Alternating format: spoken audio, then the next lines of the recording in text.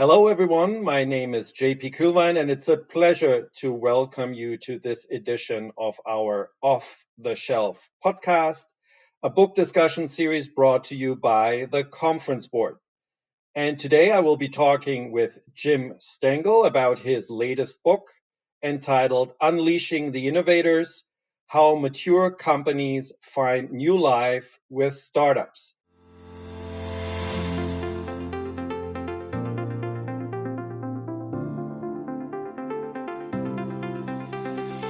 Jim Stengel was a colleague and my global marketing officer at Procter & Gamble, the CPG company, from 2001 to 2008. Today, he's the president and CEO of Jim Stengel Company, a much sought after consultancy and think tank in the area of marketing leadership, organization, strategy, everything to do with marketing and brand building.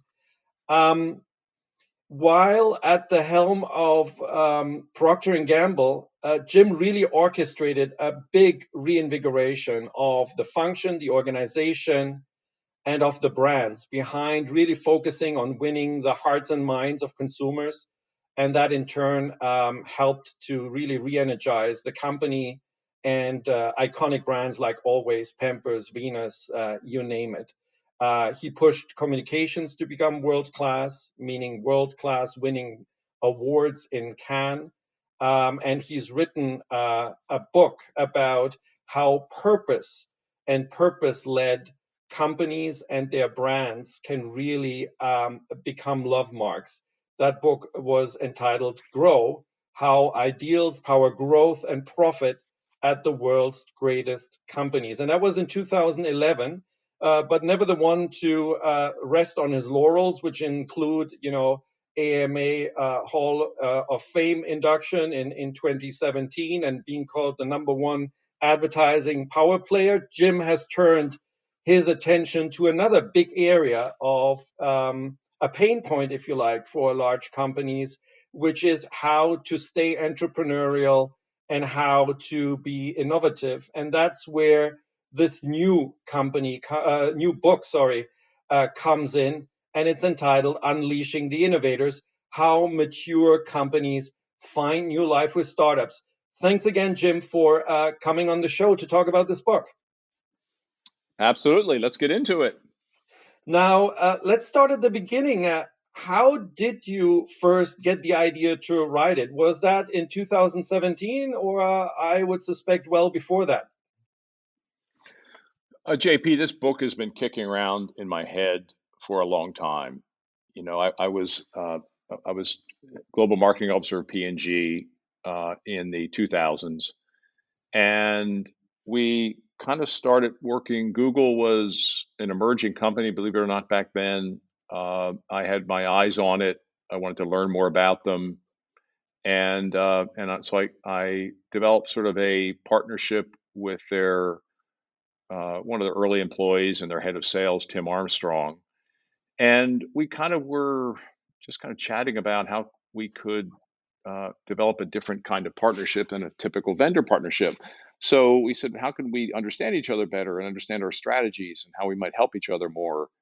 And we said, why don't we, since you're kind of a new company and we've been around a long time, why don't we send people from either company to work at the other company for not just a weekend or a week, but a month, so they actually get in and do real work and work with the teams.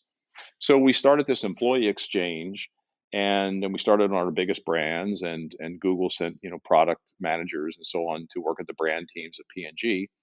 And it was just, it unleashed this incredible amount of energy and ideas within both companies, which we codified. And actually, the Wall Street Journal heard about this and put it on the front page of their newspaper in a large story.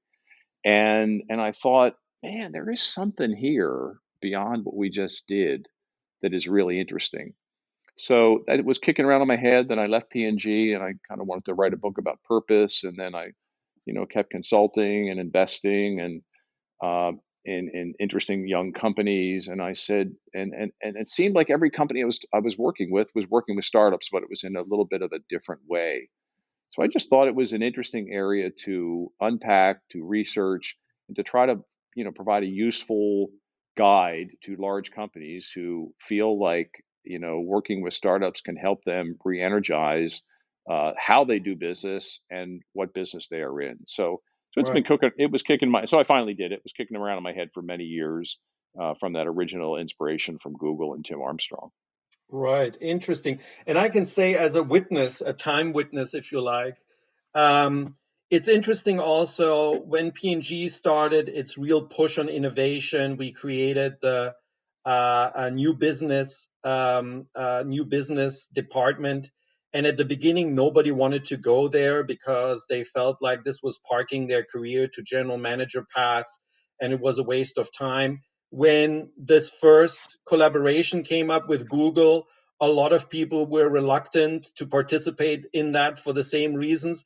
It seems like a proof that you are at the bleeding edge of ideas and things is when most of the organization resisted. Does that resonate with you? Yeah, yeah, that's certainly a characteristic. Yeah, absolutely. Because typically when organizations get into, as we all know, this even the best of them get into a way of doing business. And I met someone in my research for my book, Unleashing the Innovators. His name is David Kidder, and he has a startup, which is much beyond a startup right now. But his offering, the company is called Bionic, and he basically goes into companies and helps them develop an operating system for growth.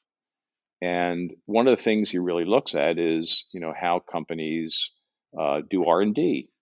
And most of the large companies, at least historically, have a nice R&D portfolio, but it's typically pretty big projects that they invest a fair amount in and feel like they have a high probability of success. Well, the reality is, in anything new or different, your success rate is at best, 20-30% of the things that you have in your pipeline. And so he helps companies put in more of a venture capital mindset, work a lot more projects, feed the ones that seem to be working, do rapid iteration, design thinking, agile ways of working, all the things that we read about, put sort of into one system. And what happens is, it makes companies confront fear of failure because 70-80% of what they're doing is going to fail.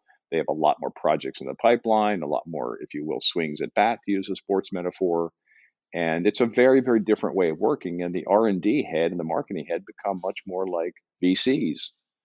Let's meet Right, with the team, see what's working, what are they learning, what do they need, and killing things more quickly, accelerating things more quickly.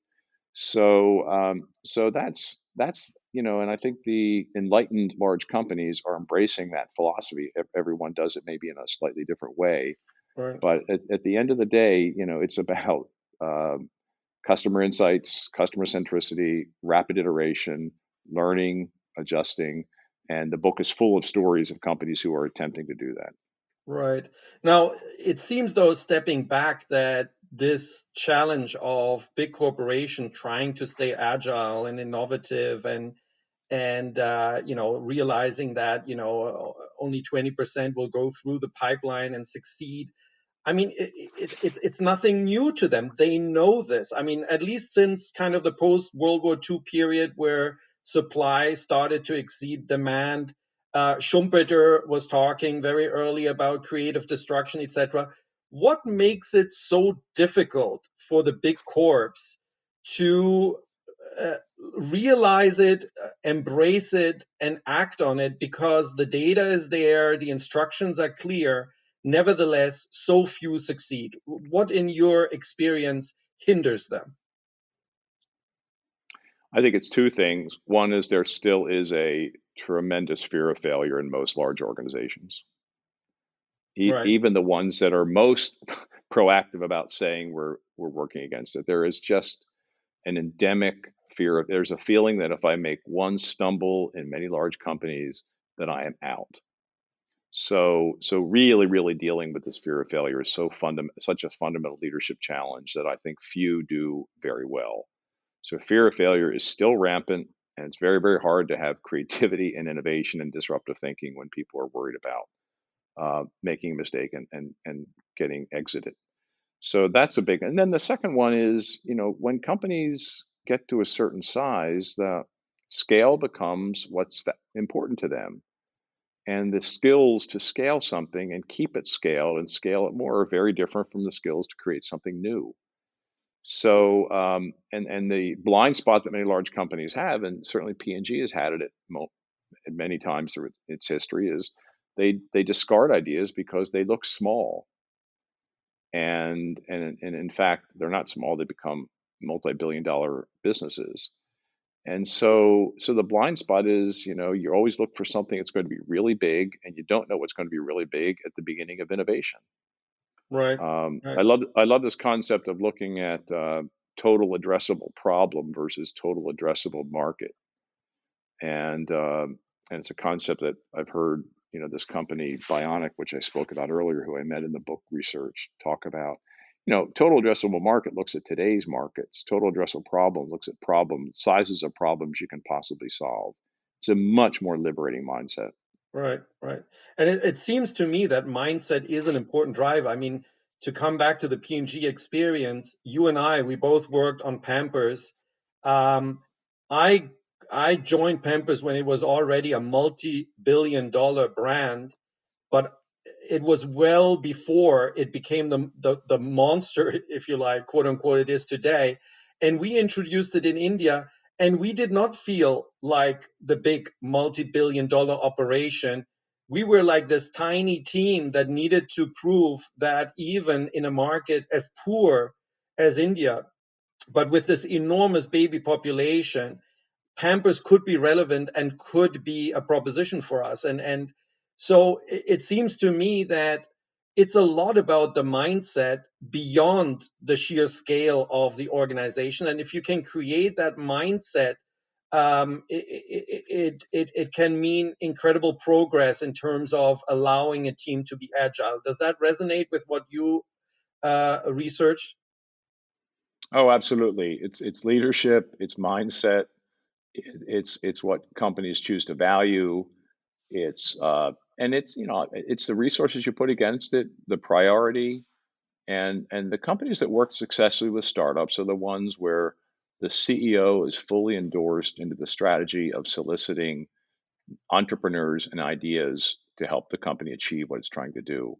And if you don't have the CEO and the senior leadership totally behind it, interested in it, asking about it, spending time with these entrepreneurs, it will not succeed. Right. And that gets us to your focus on startups. Is that a crutch because you believe that doing it on their own is just too difficult, or is that on the contrary a way to open up and multiply the opportunities? Why are you focusing on startups rather than purely doing it within? Well, I think you need both, of course, and you want the mindset of an entrepreneurship and creativity in every employee in your enterprise. I mean, everyone does. That's everyone's aspiration. But I think the pragmatic, fact of the matter is that no company's great in everything, and companies do get into established ways of doing business. So, startups and entrepreneurs chosen carefully chosen to help you achieve, the strategies you're trying to achieve. And this doesn't get you off the hook in deciding what company you're trying to create and the strategies to achieve that. So once your leadership has agreed about what kind of company you are trying to create or evolve, there are really, really interesting people outside your firm that can help you do that. And of course, businesses always use partnerships. They've used media companies and agencies and suppliers, vendors in the product supply area forever. But I think this area of seeking partners and partnerships with entrepreneurs to help you achieve your goals and to help you achieve your cultural change goals is a very, very powerful idea. All right. It's tricky to execute because it takes some human skills and some listening and some vulnerability and some humility to make this work. But if you're game and you have some of those characteristics, I think the data is showing that it's a very, very powerful strategy to unleash innovation and creativity. Good thing you talk about data. You formed a partnership yourself with Ogilvy Red agency to actually do quantitative research into this. So why quantitative research, and what do you think you learned that you would not have learned if you didn't take this quantitative approach? Yeah, I mean, I believe in research, so I thought this book could be a very nice storytelling book about big brands and startups working together, and there are a lot of really interesting stories. But I said for it to have any gravitas and have any impact, and to have a solid framework to help companies, get the most out of their partnerships, that I needed more data. So, so I knew some really great researchers at Ogilvy Red. I'd worked with them before in my career. So I asked them to do a bespoke study, a special study, where, and I would call it a qual quant kind of study, where we actually looked at 200 established companies and startups. And so it was a big enough base to draw some learning. And we did a lot of analysis of that data. And I think I mean, there are a lot of things that came out of that. I think one of the most interesting ones were the companies did that did consider themselves to have successful partnerships were 3 times more likely to have a major positive impact on their large home base corporate culture. So there was something about companies that did have successful partnerships that changed the way the larger company did work, which I think is a very, very powerful insight. That alone is a reason to work with startups. So that was a really profound finding from the quantitative work. And then other things come out. Companies that put startup leaders in charge of the partnership had a higher success rate than those that put a leader from the larger company. And I think intuition might be, hey, let's put someone from the big company in charge of the partnership because they know the big company, they know how to work. But actually, the contrary was true. Having a startup leader in charge of the partnership had a higher success rate. So those are a few of the things that were interesting coming out of the quant. Interesting. And it reminds me of some learning around organization that we stumbled over when Wolf and I wrote the book on how to elevate brands and create premium brands.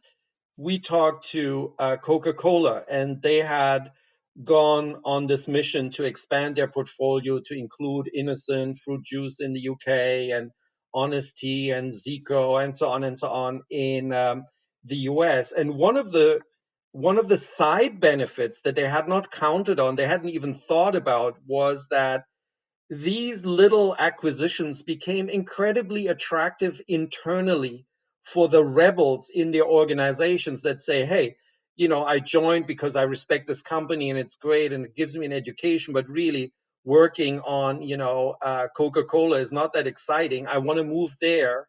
And at the same time, the people in the startups over time as they grew said, great, now I can see a horizon that is much further, much more up in terms of my aspirations as a professional. So I'll stick around versus maybe having jumped ship after a while. So did you observe that there is this organizational virtuous cycle that's going on also when you have successful partnerships? Oh my gosh, yeah, absolutely. But again, it's incumbent upon the leaders of the larger company to care about it and to bring the learnings back to the larger company. And what happens then is people are excited by it. They want to know more. They may want to get involved themselves. They may want to think about how partnerships can be more effective in their business unit. So it's this wonderful, virtuous circle. But it's incumbent. I mean, I think to have the partnership work, the startup often has to be ring fenced a bit, with support from the right support from the bigger company. Um, but it's a big mistake to keep them totally separate from the larger company. You need Right. the lessons, the practices, the learning, the inspiration to go back into the larger enterprise. Right, right. You refer to this kind of leadership, in particular in the bigger company, that needs to be a bit of what we call often the protectors, the sponsors. Yep. And a famous example, a case study, is Nespresso, that had really struggled for over a decade trying to find its way. And obviously now it's become a multi-billion-dollar, very important profit and business contributor and growth contributor to Nestle. But it really took the CEO literally fighting the board for the survival of this brand, despite the odds and against their opposition of this, not being core business. Something that reminds me, for example, of also the conversation that I heard A.G. Lafley, the CEO at P&G at the time, had when he was president in Asia about SK2, that premium skincare brand that he defended from being divested. That takes a lot of guts. It seems it also takes a lot of power to be able to do that. How do you do that at a more junior level? How do you allow, your teams, maybe even yourself, to fail without fearing demotion or even being fired, or your career going nowhere? Can you only do that once you're in the top 1% of a company, or can you start that early in your career? No, I think absolutely you can start it earlier in your career, and you can start it on your team. But I think it's all about, it's about setting the right expectations, and it's also about planning for it. You know, I mean, when I was a young brand manager at P&G, we had this ritual called budget meetings. You probably remember them, JP, where Painfully. yeah, you sat down and you analyzed your business. You look backward, you look forward, you presented your strategies to grow and to win, and you were mandated to have, it was either 10 or 15% of your budget in a testing budget, and you're expected to have a testing plan. And that's a pretty damn good principle even today. So, what did that say to you? It said to you that, and I remember being in meetings where I was pushed because my testing plan wasn't bold enough. Hmm. So, but there it was expected you would test. It expected you carved out part of your budget. It wasn't core to your base strategy. It was above and beyond. It was preparing you for the potential future, and it should be bold. And so I think those principles are still there. And that was when I was managing one relatively small brand in the company's large portfolio. So I think it's about it's always rooted in it must be rooted in your your business need. Who in this world is not working in a category or a brand that is not being disrupted in some way, shape, or form? Right, Name one that is not. right, So if you're not rooting it in this idea that the way we're doing business today, is could be obsoleted. We need to test different ways that we can evolve this business and this business model. We need to find entrepreneurs who may be doing that in our space. We need to learn more about them. I mean, what leader is not going to look at a subordinate and endorse that? So I absolutely. think it has to be rooted in your business challenge, rooted in building a sustainable business, and then you just have to have the tacit acknowledgement that if we're going to be testing things that are unknown, that there is going to be a failure rate, and that is perfectly okay. And P&G is on a big innovation surge right now, and part of it is the leaders change the questions they asked. Right, right. They're asking less about they're inspecting less and they're asking more questions. They're asking how they can help. They're encouraging radical candor, as they call it.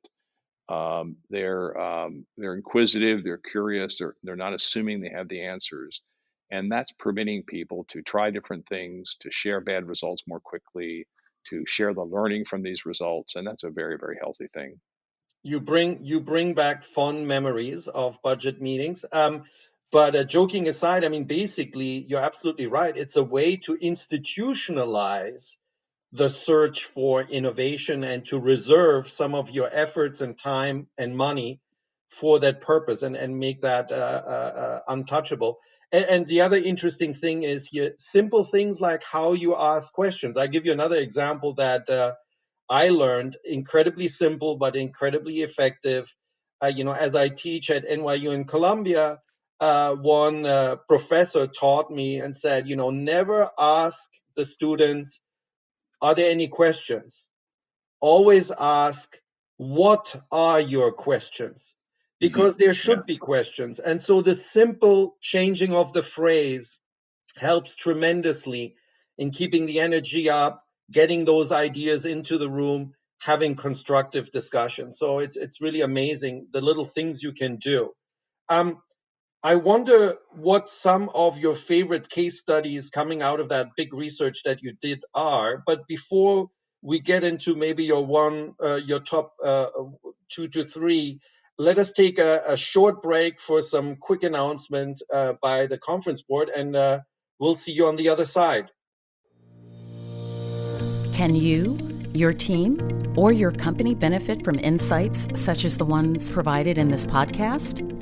They are immediately available when you join the Conference Board, a membership-based think tank that delivers trusted insights for what's ahead. Reaching across industries and geographies, we bring together our noted experts, senior executives from the world's largest companies, and nonpartisan practical research to help you address your most important business issues. Our membership packages are tailored to your organization's unique needs and budget. To learn more about our offerings, go to www.conferenceboard.org and click Join on the top bar to connect with one of our product specialists. Well, hello and welcome back to our conversation here with Jim Stengel on his book, Unleashing the Innovators. Before zooming out, Jim, I was talking about you have many case studies in your book. Do you have a couple of favorites that you can share with us? Some favorite pet insights? Well, the beautiful thing is, JP, of doing a book is you meet so many people outside your normal sphere, and it's a tremendous vehicle to learn new things yourself. I think that's one reason I write books, is to learn about something that I want to learn more deeply about. So, there were so many great cases in this book. I mean, I met a company called Experial that is, it's a it's Canadian brothers, PhDs in computer science. They started a company they sold to Google, and then this is another idea they had, and it's basically a platform to merge the digital and virtual worlds, and to do it on your mobile device. And so think about going to a sporting event, which we will do again someday. And rather than having a cannon shoot T-shirts into the crowd, you can have a virtual cannon that's firing, I don't know, hamburgers and soft drinks and beers into the crowd, and you can catch one on your phone and go redeem it for a free beer. So it's just one small example, and they're just an amazing group of entrepreneurs. They have a high percentage of women engineers. They're the people who are adopting the platform are sort of in the entertainment space first on. But I just thought and they also have a secondary idea to invent a new coding language for everyone. So you don't have to be a computer scientist to be able to code. So I just thought these people are so bright. They have so many cool ideas. They're building such a special culture that I found them hugely inspiring. I actually made a small investment in the company at the time because it was very young. So that's one that was very inspiring. In terms of a team partnership, Levi's and Google in the project to invent the jeans jacket that would be conductive, so Right. you could sort of touch the sleeve, and you could listen to your music or have a phone call. I mean, that was a really, really hard project, and it was kind of out of the comfort zone of both companies. And here we have, Levi's, who's been in Silicon Valley for whatever 170 years, and Google, who's been in Silicon Valley for now whatever 20 years, 25 years, and having them put together a joint team to tackle that was full of interesting insights. And in some ways, Levi's behaved more like the startup, and Google more like the established company. And then in some situations it was reversed. But it's a beautiful story about two companies coming together with very different capabilities and creating something that will go somewhere positive, right? Right. So that was a great story. And then I think the story of Motorola Solutions, which was the Motorola is an interesting company. It's split in two. The mobile device unit was sold to Google, and this is the B2B unit that sells communications equipment primarily to public safety organizations. I mean, they are one of the absolute most innovative companies in working with startups on emerging technologies. And the way their management spends their time, the way they value it, the way they set it up, the way they structure it is pretty much best in class. So a fabulous story about a company that a lot of people would consider old tech to be doing, I think, really, really leading edge things to kind of reinvent the future of public safety. No, those sound like great examples. I'm being reminded also, I come across often examples also of partnerships where or innovation projects where the innovation was going one direction, like let's say Amazon, finding that server space was tight, so looking at how they could protect themselves from running out of server space, and it all ends up in a totally new business, which is Amazon Web Services, obviously, which is hugely profitable and a super important part of their business. That wasn't even intended. Did you find also in these examples some things where you partner on one thing and you end up with something completely different that wasn't even predicted but is hugely successful? Well, I think if they're focusing on the problem they're trying to solve versus, an established market or an established technology, then yes, very, very different things can come forward. And so I think it's leadership's accountability to be sure that we're focusing the partnership in the right spaces. We're not too prescriptive, that we focus on the customer opportunity or customer problem that's clear, and that we're open on with very, very, very novel ways to accomplish that.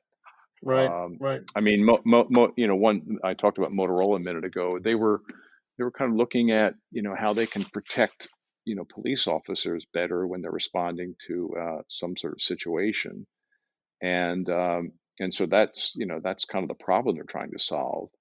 And so all sorts of unexpected things came in. They started thinking about how some of the gaming technologies could help them. They started thinking about, of course, they've been working on drones for a while. What's the role of drones in this? So it wasn't like, well, let's figure out how drones can be implemented in public safety. It was the problem we're trying to solve is to make a first responder much more intelligent about the situation they're walking into. So what are all the right, right. various ways we could possibly do that? So all sorts of surprises But came out of that. And there's my personal favorite, obviously, which I don't know if you remember that, but the wrapping technology at P&G for pallets in the supply chain, which we then pivoted to become food wrap, actually. It developed this Impress food wrap, realized we couldn't launch it alone. And then it ended up being a partnership with Clorox and Glad, which is still doing fantastically well. So there you go for this these winding roads that can lead to incredible innovation.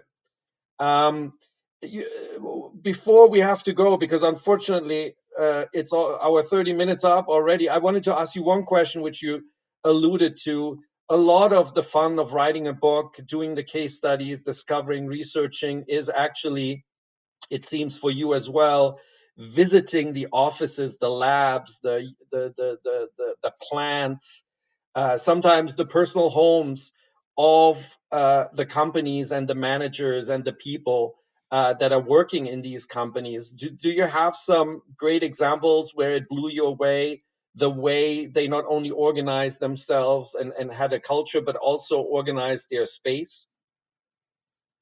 Oh, yes, absolutely. Everyone was interesting in its own way, I have to say. But the Pinterest offices, I just thought were really, really incredible. I mean, they had stories of their customers all over the walls. They encourage their employees to have some sort of hobby or passion that they actually bring to work and share. And so it just felt so customer centric, so eclectic, so happy, and that's kind of what the brand is about. So Pinterest was just really a delight, really, really, really fun. And I think it's an accurate reflection of their culture. I mean, but everyone, we went to visit IBM's Blue Mix Garage and Twitter, and of course Xperia, which I talked about, and it even where the big companies were trying to set up a space. We went to Target and their Techstars experimentation in Minneapolis. They just there were you could wean so much from the smell of the place when you and what was going on, what were people working on, what was the level of noise, what's the feeling you get in the space about what they value. So everyone was interesting in its own way. Right, right. Let me squeeze in one last question, which is you write books, you're an inspiration to many marketing leaders. What are the kind of books or people that inspire you, particularly recently? I'm trying to diversify my reading these days, JP. So I'm reading some fiction now. So I'm reading Unsheltered by Barbara Kingsolver, and it's just so beautifully written, such an incredible story. She's just an unbelievable writer. So I'm just trying to step out a little bit more. I kind of found myself reading less fiction than I did when I was younger. So I'm trying to kick that up again. I certainly watch a lot of, series, as we all do, and I kind of am fighting the balance to make sure I balance reading as well as kind of watching. Um, and having said that, I did read recently Bob Iger's book, The Ride of a Lifetime, Right. and it was really, really good. I mean, the Excellent. takeaway on the importance of building relationships and focus, just a beautiful human story. It was great fun to read. Very surprising business book. I think it's a great tip though to stay very broadly informed. I mean, so many things come up through pop culture and sci-fi. A lot of sci-fi novels 30 years ago already knew about Google, Facebook, and smartphones, right? So we should have taken a closer look as entrepreneurs. Um, Jim, thanks so much for taking the time and give us kind of the grand tour of unleashing the innovators. If listeners want to dive in more, or even get in touch with you, what's the best way to do that? You could, I'm on Twitter pretty actively. You send me an email. I'm on most of the social channels. So whatever's most useful for your listeners. Excellent. Thank you again. And you, dear listeners, thank you for tuning in. And we hope you enjoyed this episode. Please don't be shy to rate, review, subscribe, tell your neighbors, friends, and colleagues. And check out all the other podcasts and webcasts that we have on offer at the Conference Board by visiting our website. And that's at conference-board.org/podcast. And with that, I say goodbye and bye-bye to Cincinnati as well. Thanks again, Jim. Thank you, JP. I enjoyed it.